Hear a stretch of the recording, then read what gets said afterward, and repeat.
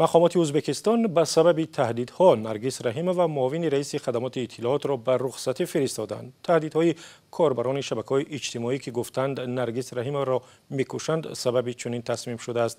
جنجال گردی نام رحیمه و بعد از آن برخاست که او در شرح درباره بسیارزنی در فیسبوک پیغمبر اسلام را مثال آورد. درباره این جنجال که به حکومت ازبکستان هم رسید صحبتی داشتم با سیراج الدین اسلام، همکارم از بخش ازبکی رادیوی آزادی. و اول از سیراج الدین خواستم جزئیات این بحث داغ را شرح بدهد.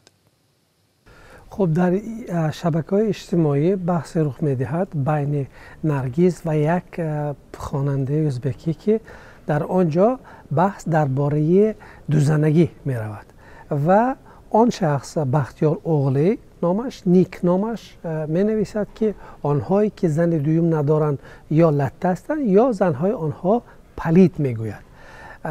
به این جواباً نرگس میگوید که شاید پیغمبرمان لطه بودند و یا خدیجه مادرمان پلید بودند که پیغمبر ما سر آن کس زن دوم نگرفتند وقتی که زنده بودند میگوید و تکرار میکند که مثلا حضرت علی نیز به بالای حضرت فاطمه زن نگرفته بود.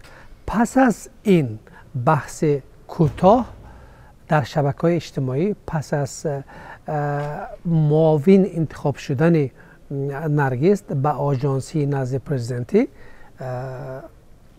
خیلی اتهامات زیاد پیدا شد که گویا نرگس پیغمبر ما محمد را انتقاد کرده است و در نتیجه این سر و صداها تا اندازه زیاد شد که حکومت مجبور شد چاره‌های قاطع را بگیرد.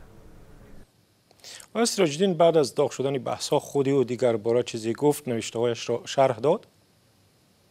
روز 8 برآمد این در شبکه‌های اجتماعی و گروه‌های تندرو و مسلمان‌های عنعنه‌دار این را خیلی تنقید کردند و حتی تقاضا کردند که او مجازات شود و بعضی ها گفتند که باید خود او را بکشند. بعضی ها عکس او با فرزندانش گذاشتند و نرگس البته مجبور شد از تلویزیون برآمد کند، از شبکه‌های اجتماعی و پوزش خواهد از خوانندگان. و مقامات رسمی ازبکستان درباره اظهارات نرگس رحیمه و چی میگویند؟ بغیر از به رخصتی فرستادن او چه کارهای دیگری هم انجام دادند؟ چون آنگونه که در گزارش شما هست تهدید به این نماینده دولت بسیار زیاد شده است. خب پس از این اظهاراتش دیری نگذشته مقامات رسمی او را به تعطیل اجباری برآوردند و با اطلاع دقیقی که در دست ما هست نظامیان حربی خانه او را حفظ میکنند. همکارم از بخش ازبکی رادیو آزادی سیراج الدین اسلام درباره بحث سر یک بیانیه جنجالی معاون رئیس آژانس اطلاعات و مخابرات در ازبکستان صحبت میکرد.